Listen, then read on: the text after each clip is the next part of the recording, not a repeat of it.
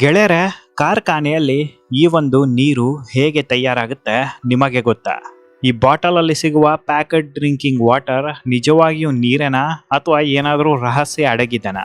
ಗೆಳೆಯರೆ, ಈ ರೀತಿಯ ಒಂದು ವಿಡಿಯೋ ಬಹುಶಃ ನೀವೆಲ್ಲೂ ಹಿಂದೆ ನೋಡಿಲ್ಲ, ಮುಂದೆ ನೋಡ್ತೀರಾ ಗೊತ್ತಿಲ್ಲ, ಆದರೆ ಇವತ್ತು ಮಾತ್ರ ಈ ವಿಡಿಯೋ ನೋಡ್ತೀರಾ. ಪ್ಯಾಕೇಜ್ ಡ್ರಿಂಕಿಂಗ್ ವಾಟರ್ ಅಲ್ಲಿ ಅಡಗಿರುವ ಸಾಕಷ್ಟು ನಿಗೂಢ ಸತ್ಯಗಳು ನಿಮ್ಮ ಕಣ್ಣ ಮುಂದೆ ಇವತ್ತು ತೋರಿಸ್ತಾ ಇದ್ದೀನಿ. ಎಸ್, ಹಾಗಾದ್ರೆ ಬನ್ನಿ ನೀರಿನ ಕಾರ್ಖಾನೆ ಒಳಗಡೆ ಹೋಗೋಣ. ನೀರನ್ನು ಹೇಗೆ ತಯಾರು ಮಾಡ್ತಾರೆ, ನೀರನ್ನು ಹೇಗೆ ಪ್ಯಾಕ್ ಮಾಡ್ತಾರೆ ನೋಡೋಣ.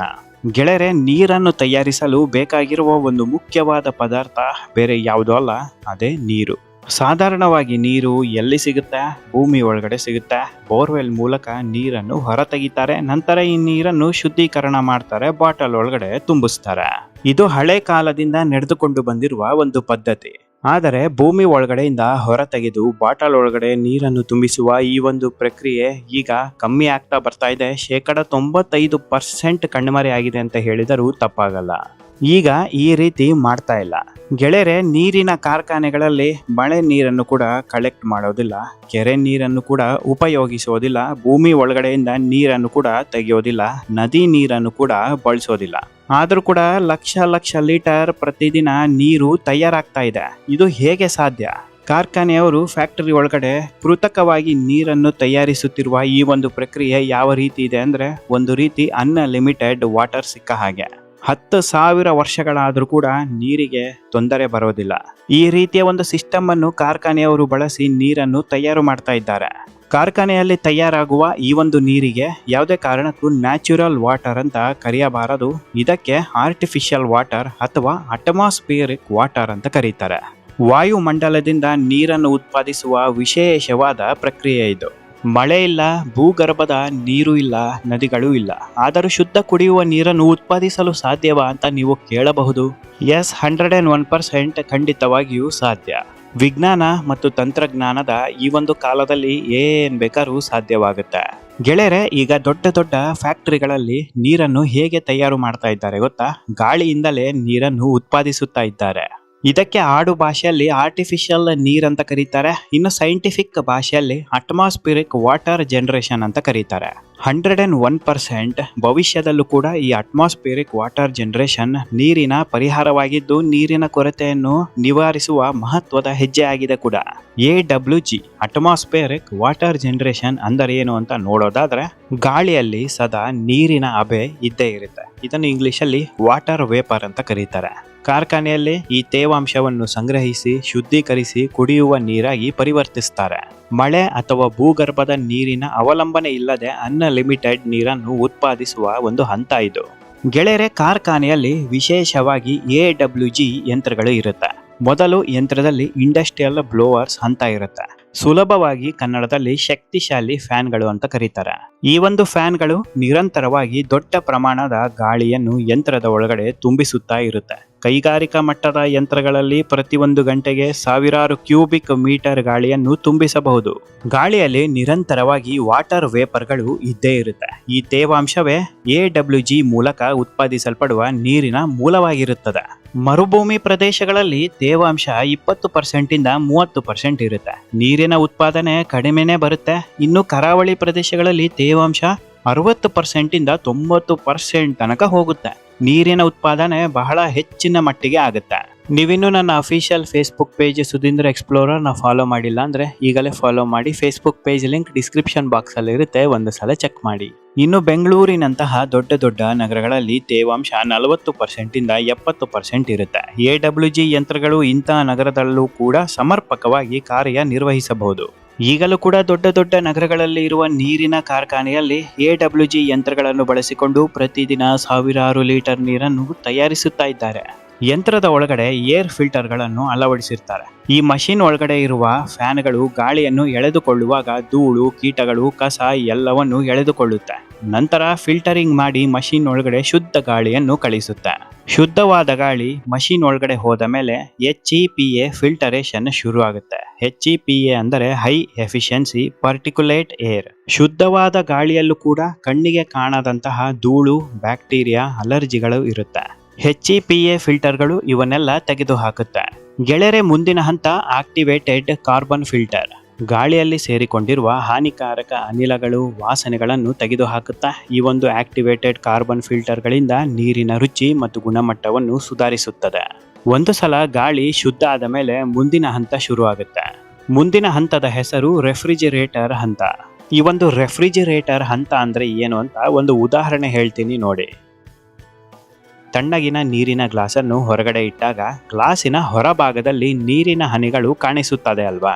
ಈ ಒಂದು ಹನಿಗಳು ಎಲ್ಲಿಂದ ಬಂತು? ಗ್ಲಾಸ್ ಒಳಗಡೆಯಿಂದ ಬಂದಿದ್ದ 101% ಅಲ್ಲ.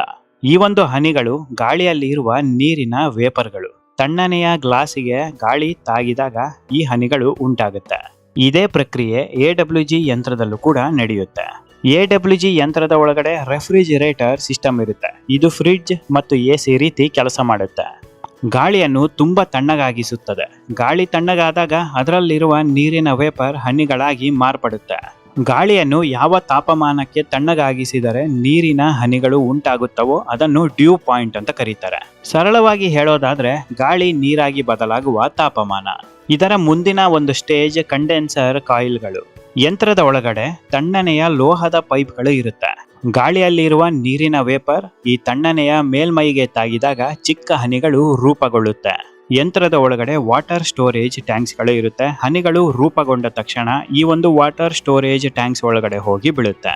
ಗೆಳೆಯರೆ, ಈಗ ನೀರು ತಯಾರಾಗಿದೆ. ಈ ನೀರನ್ನು ಮುಂದಿನ ಹಂತಕ್ಕೆ ಕಳಿಸ್ತಾರೆ. ಮುಂದಿನ ಹಂತ ಫಿಲ್ಟ್ರೇಷನ್ ಹಂತ. RO ಮತ್ತು UV ಫಿಲ್ಟ್ರೇಷನ್ ಮಾಡ್ತಾರೆ.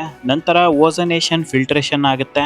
ಒಂದು ಸಲ ನೀರು ಫಿಲ್ಟ್ರೇಷನ್ ಆದ ಮೇಲೆ ಮಿನರಲೈಸೇಷನ್ ಪ್ರಕ್ರಿಯೆ ಆರಂಭ ಆಗುತ್ತೆ.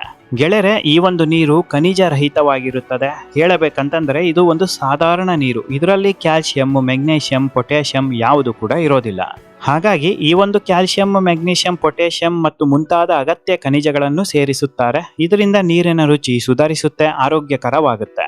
ಸ್ವಾಭಾವಿಕ ನೀರಿಗೂ ಈ ಒಂದು ವಾಯುಮಂಡಲದ ನೀರಿಗೂ ಏನು ವ್ಯತ್ಯಾಸ ಅಂತ ನೋಡೋದಾದ್ರೆ, ಸ್ವಾಭಾವಿಕ ನೀರಿಗೆ ಮಳೆ, ನದಿಗಳು, ಸರೋವರಗಳು, ಭೂಗರ್ಭದ ನೀರು ಮುಖ್ಯ.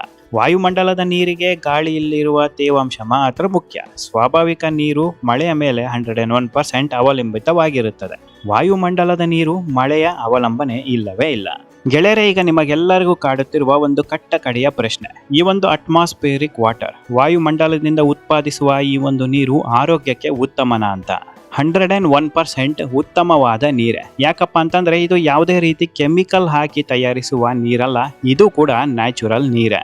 ಗೆಳೆಯರೆ, ಪ್ರಪಂಚದಲ್ಲಿ 97% ಅಷ್ಟು ನೀರಿದೆ.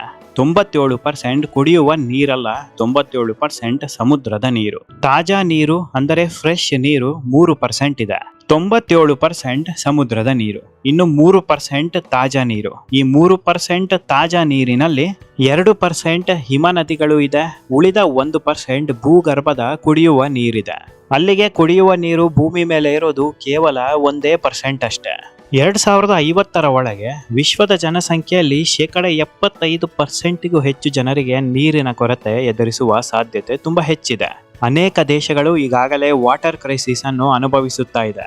ಅಂದರೆ ಸಾಕಷ್ಟು ದೇಶಗಳಲ್ಲಿ ಕುಡಿಯುವ ನೀರೇ ಇಲ್ಲ. ಹಾಗಾಗಿ ಈ ಒಂದು ಅಟ್ಮಾಸ್ಫಿಯರಿಕ್ ವಾಟರ್ ಜನರೇಷನ್ ಈ ಎಲ್ಲಾ ನೀರಿನ ಸಮಸ್ಯೆಯನ್ನು ಈಗ ಬಗೆಹರಿಸುತ್ತೆ. ಗೆಳೆಯರೆ, ಕೇವಲ ಕಾರ್ಖಾನೆಯಲ್ಲಿ ಅಟ್ಮಾಸ್ಫಿಯರಿಕ್ ವಾಟರ್ ಮಷಿನ್ಸ್ಗಳು ಬಂದಿಲ್ಲ. ಮನೆ ಬಳಕೆಗೂ ಕೂಡ ಅಟ್ಮಾಸ್ಫಿಯರಿಕ್ ವಾಷಿಂಗ್ ಮಷಿನ್ಸ್ಗಳು ಬಂದಿದೆ. ಭಾರತ ದೇಶದ ಸಾಕಷ್ಟು ಕಡೆ ಈ ಒಂದು ಮಷಿನ್ಸ್ಗಳು ಲಭ್ಯ ಇದೆ. ಮನೆಗಳಲ್ಲಿ ಸಾಧಾರಣವಾಗಿ ವಾಟರ್ ಪ್ಯೂರಿಫೈಯಿಂಗ್ ಮಷಿನ್ಸ್ಗಳು ಇರುತ್ತಲ್ಲ, ಅದೇ ರೀತಿ ಚಿಕ್ಕದಾಗೇ ಇದೆ. ಇದರಿಂದ ನೀರಿನ ಸಮಸ್ಯೆ 101% ಕಮ್ಮಿ ಆಗುತ್ತೆ. ಗೆಳೆಯರೆ, ಇನ್ನೊಂದು 10 ವರ್ಷದಲ್ಲಿ ಎಲ್ಲರ ಮನೆಗಳಲ್ಲೂ ಈ ಒಂದು ಅಟ್ಮಾಸ್ಫಿಯರಿಕ್ ವಾಟರ್ ಮಷಿನ್ಸ್ಗಳು 101% ಕಂಡು ಬರುತ್ತೆ. ನೋಡಿಬೇಕಾದ್ರೆ ಬೇರೆ ದೇಶಗಳಲ್ಲಿ ಈ ಒಂದು ಮಷಿನ್ಸ್ಗಳ ವ್ಯಾಪಾರ ಬಹಳ ಜೋರಾಗೇ ಇದೆ. ಭಾರತ ದೇಶದಲ್ಲಿ ಈಗ ಆರಂಭ ಆಗಿದೆ. ಮುಂಬರುವ ದಿನಗಳಲ್ಲಿ ಇದು ಹೆಮ್ಮರವಾಗಿ ಬೆಳೆಯುತ್ತೆ. ಸದ್ಯಕ್ಕೆ ಪ್ರಪಂಚಾದ್ಯಂತ ವೈರಲ್ ಆಗಿರುವ ಈ ಒಂದು ಡೂಪ್ಲಿಕೇಟ್ ವಾಟರ್ಗಳು ಕೂಡ ಹೇಗೆ ತಯಾರು ಮಾಡ್ತಾರೆ ಅಂತ ನೋಡೋಣ ಬನ್ನಿ. ಹೋಟೆಲ್ಗಳು, ಕಾರ್ಯಕ್ರಮಗಳು ಅಥವಾ ಕಸದ ಪ್ರದೇಶಗಳಿಂದ ಖಾಲಿ ಬ್ರ್ಯಾಂಡ್ ಬಾಟಲ್ಗಳನ್ನು ಮೊದಲು ಸಂಗ್ರಹ ಮಾಡ್ತಾರೆ. ಈ ಬಾಟಲ್ಗಳನ್ನು ಸರಿಯಾಗಿ ಸ್ವಚ್ಛ ಮಾಡಬೇಕು, ಆದರೆ ಸ್ವಚ್ಛ ಮಾಡೋದಿಲ್ಲ. ನಂತರ ಟ್ಯಾಪ್ ನೀರು, ಬೋರ್ವೆಲ್ ನೀರು ಅಥವಾ ಫಿಲ್ಟರ್ ಮಾಡದ ನೀರನ್ನು ಬಳಕೆ ಮಾಡ್ತಾರೆ. RO, UV ಶುದ್ಧೀಕರಣ ಇರೋದಿಲ್ಲ. ನಕಲಿ ಸೀಲಿಂಗ್ ಮತ್ತು ಲೇಬಲಿಂಗ್ ಮಾಡ್ತಾರೆ. ಇಂತಹ ನೀರನ್ನು ಅತ್ಯಂತ ಕಡಿಮೆ ಬೆಲೆಯಲ್ಲಿ ಸಣ್ಣ ಅಂಗಡಿಗಳು ಮತ್ತು ಕಾರ್ಯಕ್ರಮಗಳಿಗೆ ಅತಿ ಹೆಚ್ಚು ಮಾರಾಟ ಮಾಡ್ತಾರೆ. ಈ ಒಂದು ಡೂಪ್ಲಿಕೇಟ್ ನೀರನ್ನು ಕುಡಿದ ಕೆಲವೇ ಗಂಟೆ ಅಥವಾ ಒಂದು ದಿನದ ಬಳಿಕ ಶೀತ, ಕೆಮ್ಮು, ಜ್ವರ ಆರಂಭ ಆಗುತ್ತೆ. ಆರೋಗ್ಯದಲ್ಲಿ ದೊಡ್ಡ ಮಟ್ಟಿಗೆ ಏರುಪೇರಾಗಿಬಿಡುತ್ತೆ. ಅದರಲ್ಲೂ ಡಯೇರಿಯಾ ಸಮಸ್ಯೆ ಬಹಳ ಹೆಚ್ಚು ಕಂಡುಬರುತ್ತೆ. ನಾವು ಖರೀದಿಸುವ ಪ್ರತಿಯೊಂದು ನೀರಿನ ಬಾಟಲ್ ಸುರಕ್ಷಿತವಾಗಿರುತ್ತದೆ ಎಂಬುದು ಅನಿವಾರ್ಯವಲ್ಲ. ಮಾರುಕಟ್ಟೆಯಲ್ಲಿ ದೊರೆಯುವ ಕೆಲವು ನಕಲಿ ಬಾಟಲ್ಗಳು ನಮ್ಮ ಆರೋಗ್ಯಕ್ಕೆ ಗಂಭೀರ ಅಪಾಯವನ್ನುಂಟು ಮಾಡಬಹುದು. ಆದ್ದರಿಂದ BIS ಪ್ರಮಾಣ ಪತ್ರ, ಸರಿಯಾದ ಸೀಲಿಂಗ್ ಮತ್ತು ವಿಶ್ವಾಸಾರ್ಹ ಮಾರಾಟಗಾರರನ್ನು ಪರಿಶೀಲಿಸಿದ ಬಳಿಕ ಮಾತ್ರ ನೀರನ್ನು ಖರೀದಿಸುವುದು ಅತ್ಯಂತ ಅಗತ್ಯವಾಗಿದೆ.